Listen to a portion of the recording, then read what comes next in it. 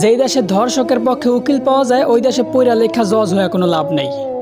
মুসলমানদের দেশে নেতা হইয়া যদি আলেমদেরকেই বন্দি করে রাখতে হয়, ওই দেশের রাজনীতি কইরা নেতা হইলে জনগণের জন্য কোনো ফায়দা নেই।